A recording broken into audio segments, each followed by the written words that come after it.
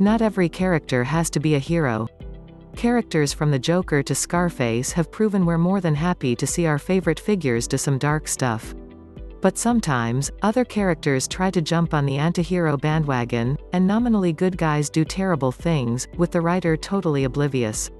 10 Tintin kills every animal in his path. 01 A boy reporter for a major newspaper, Tintin is famous for his courage and generosity of spirit. At least, he is now. In the early days, he was far better known for mindlessly slaughtering everything to cross his path. In 1931, Tintin in the Congo hit Belgian bookshelves. Although chiefly known today for its dated portrayals of race, the book also featured a subplot where Tintin goes big game hunting. His methods are unusual. In one infamous scene, he bores a hole in a rhino's back, stuffs it with dynamite, and blows it sky high. In another, he casually mows down a herd of antelope, leaving the ground littered with corpses as far as the eye can see. Craziest of all comes when a chimpanzee kidnaps his faithful dog, Snowy.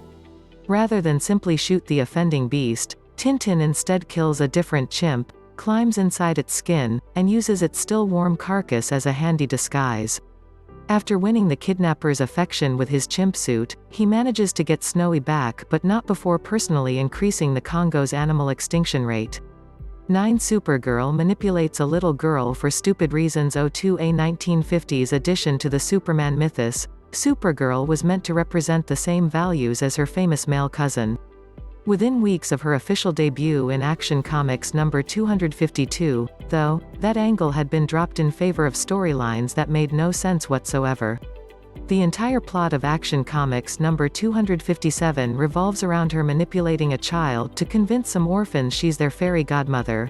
Part of the original Supergirl's cover was to work in an orphanage. One day, she decides to give all the orphans a treat by dressing up and pretending to be their fairy godmother. One of the kids, Tommy, isn't fooled and decides to blow her cover by deliberately making ridiculous wishes. Rather than simply tell Tommy to stop being a jerk and play along, Supergirl uses her powers to prove she's a real fairy. Chaos ensues. Tommy asks Supergirl to make the plainest girl, Peggy, look beautiful in the mirror, snickering because he considers this impossible. Instead of boosting Peggy's self-esteem by telling her she's fine as she is, Supergirl instead blinds everyone in the room and rushes upstairs to get a photo of Peggy's pretty mother. She then hides the picture in her mirror and shows it to Peggy, convincing her she will one day be beautiful, somehow counting on her not recognizing the stolen photo. Supergirl fulfills the next dumb wish by hurling an unsuspecting horse through the air. 8 Mickey Mouse beats up a gay man. 03 He's the mascot of one of the biggest corporations on Earth, so Mickey Mouse's writers have to be careful not to let the squeaky-voiced rodent offend anyone at all. Go back a few decades, though, and that directive meant something very different from what it does today.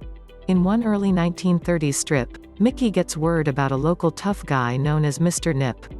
Curious to see what such a tough bird looks like, he goes to Nip's cottage and is confronted by a giant, brawny cat. Quaking in his boots, Mickey asks if the cat is the tough guy he's heard so much about, to which the cat responds with a cry of, "Whoops, no," and a severely camp hand gesture. Mickey then literally kicks his ass, all while calling him a cream puff inhaler. Odd as this seems to modern eyes, it was part of a nationwide trend in comics at the time. The New York pansy craze of the 1930s had resulted in gay men getting a lot of media exposure, most of it negative. Like nearly every other comic in America, Mickey was simply responding to the issues of the time, in this case through the medium of his fists. 7 The Doctor emotionally abuses his companion running more or less continuously since 1963. Doctor Who has seen 12 actors so far take on the role of the Doctor, a time-traveling alien who can change his appearance.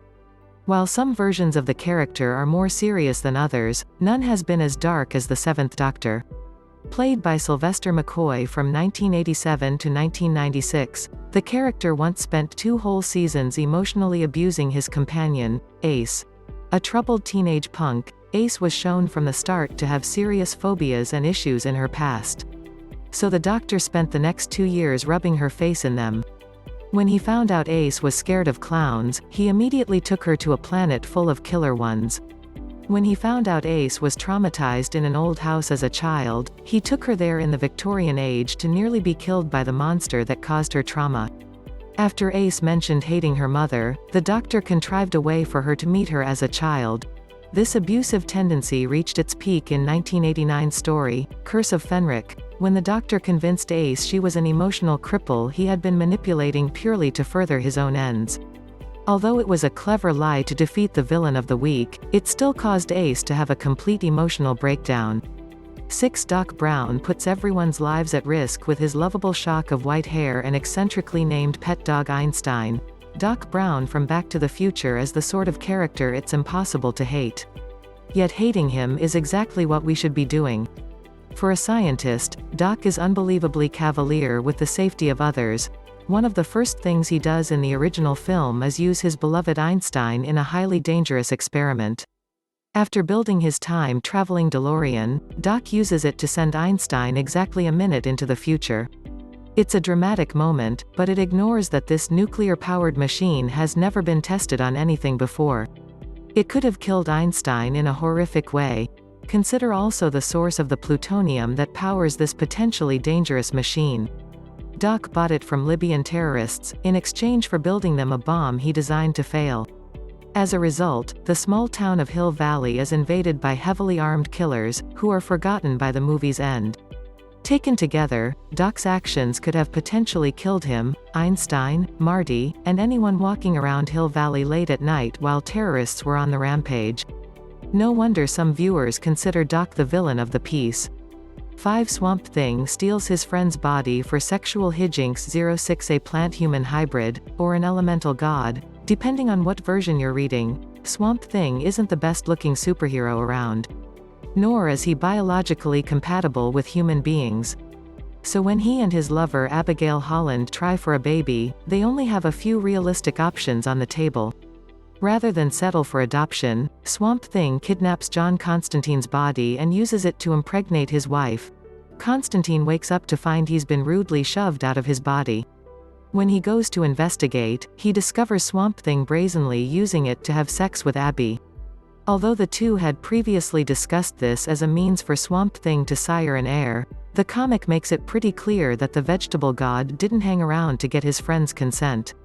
As an added kick in the teeth, Constantine is left at the mercy of all sorts of evil demons while Swamp Thing gets his groove on. 4. The Ghostbusters commit genocide. 07. Following the monster success of their film, the Ghostbusters were quickly spun off into an animated series. Although generally a watered-down take on the film's anarchy, the series did have one area where it outdid its predecessor. The Ghostbusters were cruel to the point of mass murder.